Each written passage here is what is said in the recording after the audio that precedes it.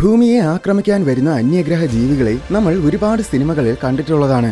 പക്ഷെ അങ്ങനെ ഭൂമിയെ ആക്രമിക്കാൻ വരുന്നതിന്റെ കാരണങ്ങൾ നോക്കിയാൽ അതെല്ലാം തന്നെ ഒട്ടും ലോജിക്കില്ലാത്തവയാണ്. ലോജിക്കില്ല എന്നതിലുപരി ഒന്ന് ചിന്തിച്ചു നോക്കിയാൽ ഒട്ടുമിക്ക കാരണങ്ങളും വെറും വിഡ്ഢിത്തമായിട്ട് നമുക്ക് തോന്നും.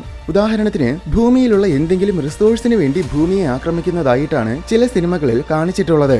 പക്ഷെ അതിലുള്ള പ്രശ്നം എന്താണെന്നാൽ, പ്രപഞ്ചത്തിൽ മറ്റൊരിടത്തുമില്ലാത്ത അപൂർവമായ ഒരു റിസോഴ്സും യഥാർത്ഥത്തിൽ ഭൂമിയിലുമില്ല. ഭൂമിയിലെ ജലം മൊത്തം ശേഖരിക്കാൻ വരുന്ന ഏലിയൻസിനെയും ചില സിനിമകളിൽ കണ്ടിട്ടുണ്ട്.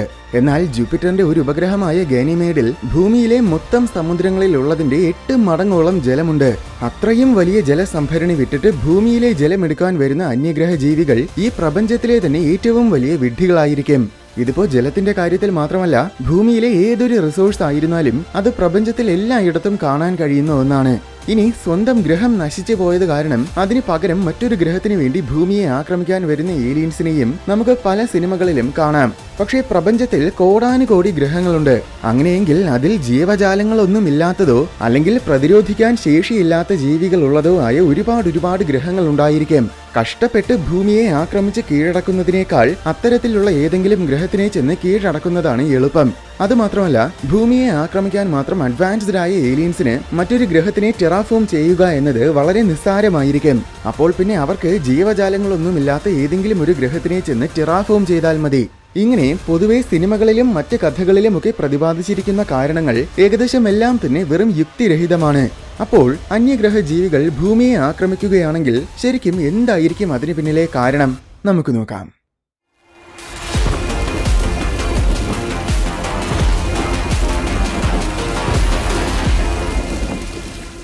സിനിമകളിൽ ഏലിയൻസ് ഭൂമിയെ ആക്രമിക്കുന്നത് കാണുമ്പോൾ സ്വാഭാവികമായും അവർക്ക് ഭയങ്കര ദുഷ്ടന്മാരാണെന്ന് നമ്മൾ ചിന്തിക്കും. പക്ഷെ യഥാർത്ഥത്തിൽ അവർ ദുഷ്ടരല്ലെങ്കിലോ?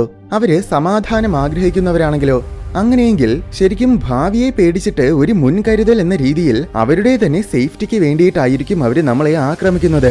അതായത് ഏലിയൻസ് നോക്കുമ്പോൾ മനുഷ്യരാശി വളരെ വയലന്റ് ആയ ഒരു സമൂഹമാണ്. സ്വന്തം നിലനിൽപ്പിനും വളർച്ചയ്ക്കും വേണ്ടി ബാക്കി സകല ജീവജാലങ്ങളെയും പ്രകൃതിയെയും മനുഷ്യരാശി നശിപ്പിച്ചുകൊണ്ടിരിക്കുകയാണ്. പ്രകൃതി നശിക്കുമെന്ന് ഉത്തമ ബോധ്യമുണ്ടായിരുന്നിട്ടും യാതൊരു ദയയുമില്ലാതെയാണ് മനുഷ്യര് പ്രകൃതിയെ ചൂഷണം ചെയ്തുകൊണ്ടിരിക്കുന്നത്. പ്രകൃതിയെ മാത്രമല്ല, ഏതൊരു സമ്പത്തിനെയും മനുഷ്യര് അങ്ങനെയാണ് ചൂഷണം ചെയ്യുന്നത്. അതായത് അത്യധികം തീവ്രമായ ഒരു പാരസൈറ്റിനെ പോലെ.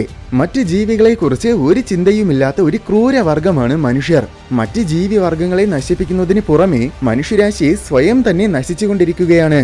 അതായത് എപ്പോഴും അങ്ങോട്ടും ഇങ്ങോട്ടും യുദ്ധവും അടിയും തമ്മിൽ തല്ലുമൊക്കെയാണ്. സ്വന്തം വർഗത്തിനോട് പോലും മനുഷ്യർക്ക് സ്നേഹമില്ല.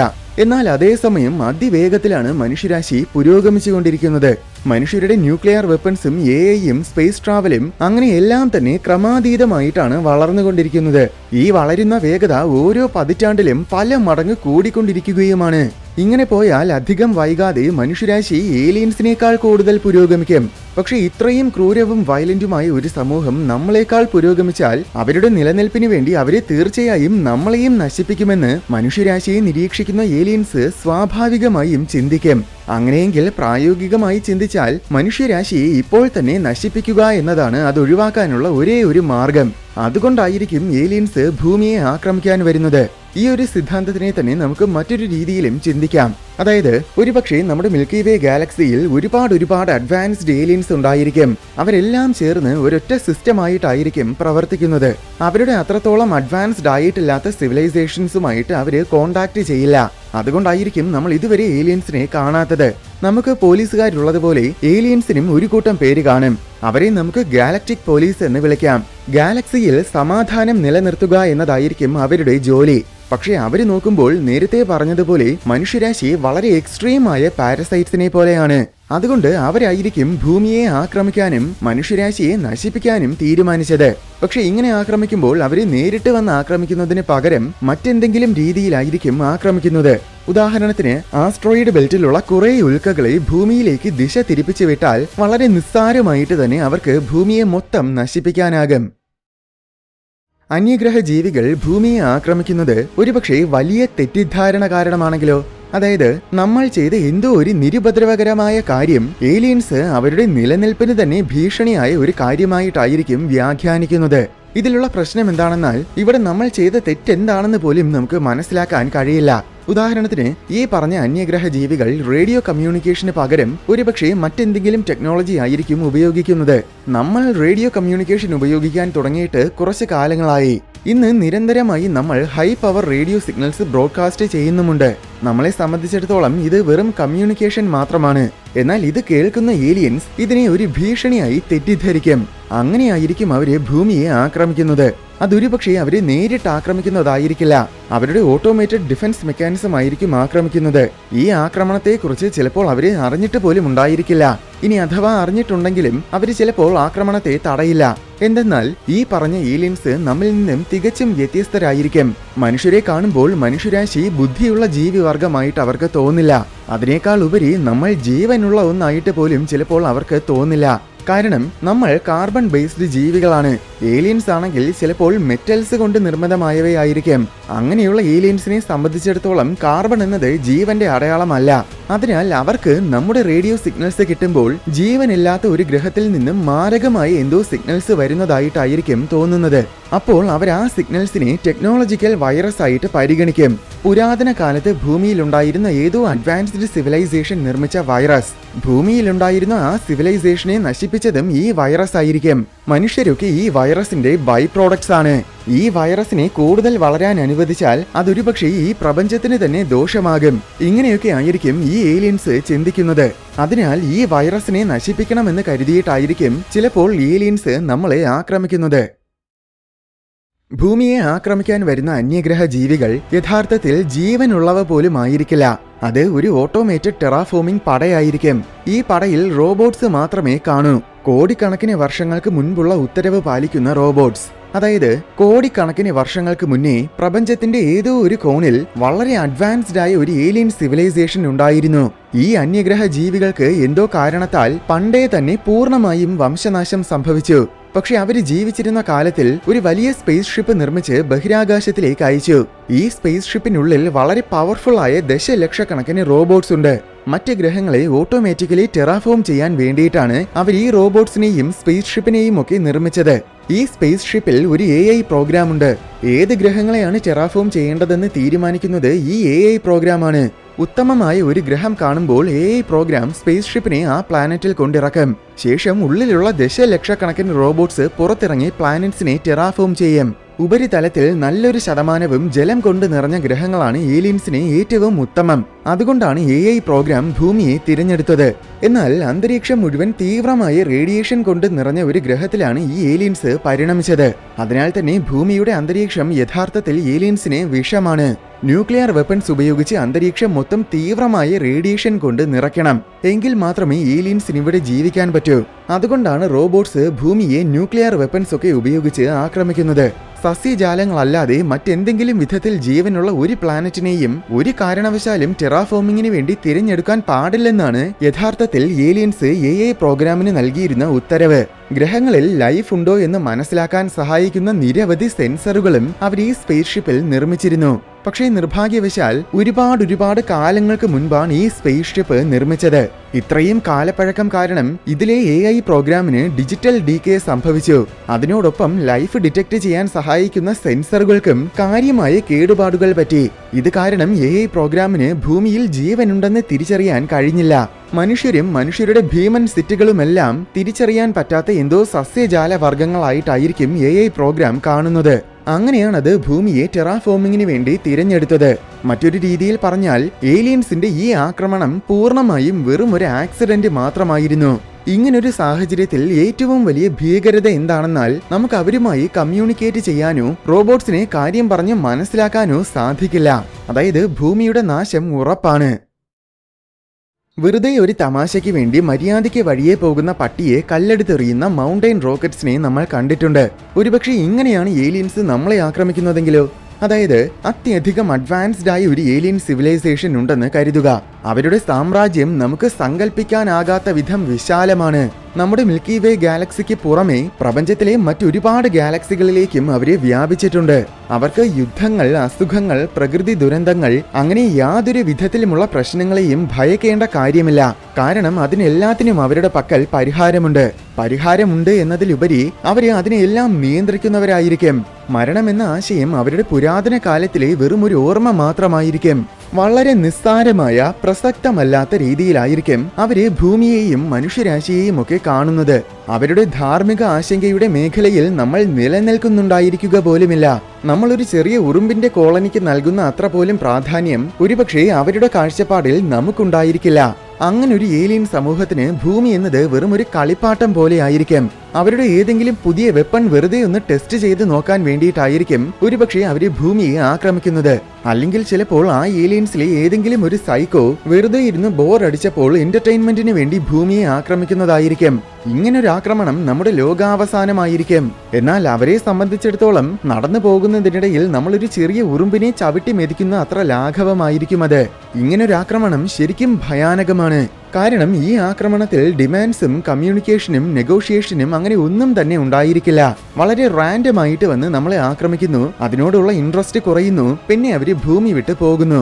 അത്രയുള്ളൂ. നമുക്ക് ഒരു രീതിയിലും ഇവരെ ചെറുത്തു നിൽക്കാനും സാധിക്കില്ല. എന്തെന്നാൽ അവരത്രയേറെ പവർഫുൾ ആണ്. അവരുടെ ചെറിയൊരു ആയുധ പരീക്ഷണം ചിലപ്പോൾ നമ്മുടെ ഭൂമിയെ മൊത്തത്തിൽ കരിച്ചു കളയും. അന്യഗ്രഹ ജീവികളുടെ ആക്രമണം ഒരുപക്ഷെ പ്രതികാരത്തിന്റെ പേരിലാണെങ്കിലോ? അതായത് മനുഷ്യരാശി ഗുഹയിൽ ജീവിച്ചിരുന്ന കാലത്തിൽ, കൃത്യമായി പറഞ്ഞാൽ 60,000 വർഷങ്ങൾക്ക് മുന്നേ ഒരു ചെറിയ ഏലിയൻ സ്പേസ് ഷിപ്പ് വന്ന് ഭൂമിയിൽ ലാൻഡ് ചെയ്തു. അവര് ഭൂമിയെ ആക്രമിക്കാൻ വന്നതൊന്നുമല്ല, വെറുതെ ഭൂമിയെ നിരീക്ഷിക്കാൻ വേണ്ടി വന്നതാണ്. പക്ഷെ അവരെ കണ്ട് പേടിച്ചു പോയ നമ്മുടെ പൂർവികര് ആ ഏലിയൻസിനെ കൊന്നുകളഞ്ഞു. ഉടനെ ഈ വിവരം അറിയിച്ചുകൊണ്ടുള്ള ഒരു മെസ്സേജ് സ്പേസ് ഷിപ്പ് അവരുടെ ഹോം വേൾഡിലേക്ക് അയച്ചു. മനുഷ്യരാശി നമ്മുടെ ആൾക്കാരെ കൊന്നുകളഞ്ഞു എന്നായിരിക്കും മെസ്സേജ്. ഈ ഏലിയൻസിന്റെ ഹോം വേൾഡ് നമ്മുടെ ഗാലക്സിയുടെ മറുവശത്തിലാണ്. അതായത് ഭൂമിയിൽ നിന്നും 10,000 പ്രകാശ വർഷങ്ങൾക്കകലെ. അതിനാൽ ഈ മെസ്സേജ് അവിടെ എത്താൻ 30,000 വർഷങ്ങളെടുത്തു. ഈ ഏലിയൻസ് അത്യധികം ഐക്യത്തോടെ ജീവിക്കുന്നവരാണ്. അവർക്കിടയിൽ ഒരു ചെറിയ രീതിയിലുള്ള പകയും ദേഷ്യവും പോലുമില്ല. അവർക്കിടയിലെ ഓരോരുത്തരെയും അവരെ സ്വന്തം കുടുംബാംഗങ്ങളെ പോലെയാണ് കാണുന്നത്. അതായത് ആ ലോകം മുഴുവൻ ഒരൊറ്റ കുടുംബം പോലെയാണ്. അത്രയേറെ ഐക്യത പ്രാപിച്ച വളരെ അഡ്വാൻസ്ഡ് ആയ ഒരു സിവിലൈസേഷൻ ആണത്. അതുകൊണ്ട് തന്നെ മനുഷ്യരെ ഏലിയൻസിനെ കൊന്നുവെന്ന വാർത്ത കേട്ടതും ആ ലോകത്തിലെ എല്ലാവരുടെയും മനസ്സിൽ പ്രതികാരം ചെയ്യണമെന്ന് തോന്നി. അങ്ങനെയാണ് അവര് ഭൂമിയെ ആക്രമിക്കാൻ വന്നത്. അവരുടെ മരിച്ചവരെ ആദരിക്കുന്ന ഒരു ഗൗരവമായ സൈനിക ആചാരമായിട്ടായിരിക്കും അവർ ഈ ആക്രമണത്തെ കാണുന്നത്. പണ്ട് ഏലിയൻസിനെ കൊന്ന അതേ മനുഷ്യരെ കൊല്ലണമെന്നതിന് പകരം കണ്ണിൽ കാണുന്ന കുറേ മനുഷ്യരെ കൊല്ലണമെന്നായിരിക്കും അവര് ചിന്തിക്കുന്നത്. ഇതിലെ സങ്കടകരമായ കാര്യം എന്താണെന്നാൽ ഈ ഏലിയൻസ് എന്തിനാണ് നമ്മെ ആക്രമിക്കുന്നതെന്ന് തിരിച്ചറിയാൻ പോലും നമുക്ക് കഴിയില്ല. നമ്മുടെ വിദൂര പൂർവികരുടെ അക്രമാസക്തമായ അജ്ഞതയ്ക്ക് നമ്മൾ കൊടുക്കുന്ന വിലയായിരിക്കും ഈ ആക്രമണം. ഒരുപക്ഷെ ഏലിയൻസ് ചെയ്ത ഒരു തെറ്റ് തിരുത്താൻ വേണ്ടിയിട്ടാണ് അവർ ഭൂമിയെ ആക്രമിക്കുന്നതെങ്കിലോ? അതായത് ഭൂമിയിലെ ജീവൻ ഒരുപക്ഷെ ഏതെങ്കിലും ഏലിയൻസിന്റെ വെറും പരീക്ഷണമായിരിക്കും. മനുഷ്യരുൾപ്പെടെയുള്ള ഭൂമിയിലെ സകല ജീവനും ആ പരീക്ഷണത്തിലെ വെറും ലാബ് റൈറ്റ്സ് മാത്രമാണ്. ഒരു ഗ്രഹത്തിൽ ബുദ്ധിയുള്ള ജീവി പരിണമിക്കുന്നത് എങ്ങനെയാണെന്നും അത് ഏത് ഘട്ടത്തിലാണ് സംഭവിക്കുന്നതെന്നും പഠിക്കാൻ വേണ്ടിയിട്ടായിരിക്കും ഏലിയൻസ് ഈ പരീക്ഷണം നടത്തുന്നത്. മനുഷ്യരുടെ പരിണാമത്തോടെ ഏലിയൻസിന്റെ ഈ പരീക്ഷണം വിജയിച്ചു. പക്ഷേ മനുഷ്യരെ ഏലിയൻസ് പ്രതീക്ഷിച്ചതിനേക്കാൾ പല മടങ്ങ് വേഗത്തിലാണ് പരിണമിച്ചത്. മനുഷ്യരാശിയുടെ പുരോഗതിയാണെങ്കിൽ അവര് പ്രഡിക്റ്റ് ചെയ്തതിന്റെ 1000 മടങ്ങ് വേഗത്തിലുമാണ് സംഭവിക്കുന്നത്. ഒടുവിൽ മനുഷ്യരാശി ബഹിരാകാശ യാത്ര ചെയ്യാനും തുടങ്ങി. ഒരു ലാബിൽ പരീക്ഷണം നടത്തുന്ന ജീവി രക്ഷപ്പെട്ടു പോകുന്നത് വളരെ ഡേഞ്ചറസ് ആണ്. അത് കാരണം ലോകത്തിന് പല പ്രശ്നങ്ങളും ഉണ്ടാകാനുള്ള സാധ്യതയുണ്ട്. ഏലിയൻസിനെ സംബന്ധിച്ചിടത്തോളം മനുഷ്യര് ബഹിരാകാശ യാത്ര ചെയ്യുന്നതും അതുപോലെയാണ്. അതായത് അവരുടെ ഭൂമി എന്ന ലാബിൽ നിന്നും രക്ഷപ്പെടാൻ ശ്രമിക്കുന്ന വളർത്തു മൃഗങ്ങളാണ് മനുഷ്യർ. മനുഷ്യരെ ഇനിയും കൂടുതൽ പുരോഗമിക്കാൻ അനുവദിച്ചാൽ ഒരുപക്ഷെ പ്രപഞ്ചത്തിന് അത് കാരണം പല പ്രശ്നങ്ങളും ഉണ്ടാകാനുള്ള സാധ്യതയുണ്ട്. അതൊഴിവാക്കാൻ വേണ്ടിയിട്ടായിരിക്കും അവര് മനുഷ്യരെ ആക്രമിക്കുന്നത്. പക്ഷെ ഇങ്ങനൊരു ആക്രമണം മിക്കവാറും മനുഷ്യരെ മാത്രം ലക്ഷ്യം വെച്ചിട്ടുള്ളതായിരിക്കും. കാരണം അവരുടെ പരീക്ഷണ മൃഗങ്ങളിൽ മനുഷ്യരെ മാത്രമാണ് പ്രശ്നം. അങ്ങനെയെങ്കിൽ മനുഷ്യരെ മാത്രം ബാധിക്കുന്ന എന്തെങ്കിലും ബയോ വെപ്പൺ ഉപയോഗിച്ചായിരിക്കും ഈ ഏലിയൻസ് ഭൂമിയെ ആക്രമിക്കുന്നത്. അതാകുമ്പോൾ ബാക്കി ജീവികൾക്കൊക്കെ വീണ്ടും സേഫ് ആയിട്ട് തന്നെ ഭൂമിയിൽ ജീവിക്കുകയും ചെയ്യാം. അതോടൊപ്പം ഏലിയൻസിന് അവരുടെ ബാക്കി പരീക്ഷണങ്ങളൊക്കെ തുടരുകയും ചെയ്യാം. ഒരുപക്ഷെ ഏലിയൻസ് ആക്രമിക്കുന്നത് വെറും ഒരു അന്ധവിശ്വാസത്തിന്റെ പേരിലാണെങ്കിലോ? അതായത് ചിലപ്പോൾ ഈ ഏലിയൻസ് അത്യധികം തീവ്രമായ മതജീവികളായിരിക്കും. അവരുടെ ദൈവം എന്ന വിഡ്ഢി സങ്കല്പത്തിനെ പ്രീതിപ്പെടുത്താനോ അല്ലെങ്കിൽ അവരുടെ മതപുസ്തകത്തിലുള്ള കെട്ടുകഥകളിലെ പ്രവചനം നടപ്പിലാക്കാനോ വേണ്ടിയിട്ടായിരിക്കും അവര് ഭൂമിയെ ആക്രമിക്കുന്നത്. മനുഷ്യരാശിയെ മൊത്തം കൊന്നു ബലി കൊടുക്കണമെന്നതായിരിക്കും അവരുടെ ലക്ഷ്യം. ഈ ആക്രമണത്തിൽ നമ്മൾ വെറും ബലിമൃഗങ്ങളാണ്. അവരുടെ ദൈവം എന്ന വിഡ്ഢി സങ്കല്പം ചിലപ്പോൾ പ്രപഞ്ച സന്തുലിതാവസ്ഥയെ അടിസ്ഥാനമാക്കിയിട്ടുള്ളതായിരിക്കാം. അവർ കോളനിവൽക്കരിക്കുന്ന ഓരോ ലോകത്തിനും അല്ലെങ്കിൽ അവർ കൈവരിക്കുന്ന ഓരോ സാങ്കേതിക നേട്ടങ്ങൾക്കും പകരമായി അതിന്റെ നന്ദി സൂചകമെന്ന രീതിയിൽ അവരുടെ ദൈവങ്ങളെ പ്രീതിപ്പെടുത്താൻ വിപുലമായി ഒരു ബലി നൽകണമെന്നതായിരിക്കും അവരുടെ വിശ്വാസം. ഈ ആക്രമണം അവർക്ക് ശരിക്കും ഒരു തീർത്ഥാടനം പോലെയാണ്. അവരുടെ പടകൾ മിലിറ്ററിക്കാരായിരിക്കില്ല, പകരം പുരോഹിതന്മാരും ഭക്തരുമായിരിക്കും. ഭൂമിയെ നശിപ്പിക്കുന്നത് അവരുടെ പവിത്രമായ ഒരു കടമയായിട്ടായിരിക്കും അവരെ പരിഗണിക്കുന്നത്. ഇതിൽ ഭയപ്പെടുത്തുന്ന കാര്യം എന്താണെന്നാൽ ജീവിത സങ്കല്പങ്ങളെ വിലമതിക്കുന്നതിനേക്കാൾ കൂടുതൽ തങ്ങളുടെ ദൈവത്തെ സ്നേഹിക്കുന്ന ഒരു സമൂഹത്തെയാണ് നമ്മൾ നേരിടുന്നത്. അതിനാൽ തന്നെ ഇവരുമായി മനുഷ്യർക്ക് ഒരു രീതിയിലും നെഗോഷിയേറ്റ് ചെയ്യാൻ കഴിയില്ല. ഒരുപക്ഷെ നേരത്തെ പറഞ്ഞ റോബോട്ട്സിന് മനസ്സലിവ് തോന്നിയാലും, അതായത് മനസ്സ് എന്നൊരു സംഭവം ഇല്ലാത്ത ആ റോബോട്ട്സിന് മനസ്സലിവ് തോന്നിയാലും ഈ മത തീവ്രവാദികൾക്ക് മനസ്സലിവ് തോന്നില്ല. മനുഷ്യരുടെ യാചനകളൊക്കെ അവർക്ക് ദൈവദൂഷണമായിരിക്കും. ഇത്രയും അഡ്വാൻസ്ഡ് ആയതിനാൽ നമുക്ക് അവരെ പ്രതിരോധിക്കാനും സാധിക്കില്ല. ഈ ആക്രമണം അവരെ വളരെ മനോഹരവും അനിവാര്യവുമായ പ്രവൃത്തിയായിട്ടായിരിക്കും കണക്കാക്കുന്നത്. ഒരു അദൃശ്യ സങ്കല്പത്തെ പ്രീതിപ്പെടുത്താനായി കോടിക്കണക്കിന് ജീവികളെ നിഷ്കരുണം കൊന്നുകളയാൻ ഒരു മതത്തിന് ഒരു നാഗരികതയെ മുഴുവൻ പ്രേരിപ്പിക്കാൻ കഴിയുമോ എന്ന് നിങ്ങൾക്ക് സംശയമുണ്ടെങ്കിൽ ഭൂമിയിലെ തന്നെ മതങ്ങൾ കാണിച്ചു കൂട്ടുന്ന കോപ്രായങ്ങളെക്കുറിച്ച് ഓർത്താൽ മതി. ഈ പറഞ്ഞതെല്ലാം എനിക്ക് ചിന്തിക്കാൻ പറ്റിയ ലോജിക്കലായ ചില കാരണങ്ങളാണ്. ഇതുപോലെ മറ്റെന്തെങ്കിലും റീസൺ നിങ്ങൾക്ക് ചിന്തിക്കാൻ കഴിയുന്നുണ്ടോ? എന്താണ് നിങ്ങളുടെ അഭിപ്രായം? കമന്റ്സ് ബോക്സിലൂടെ അറിയിക്കൂ.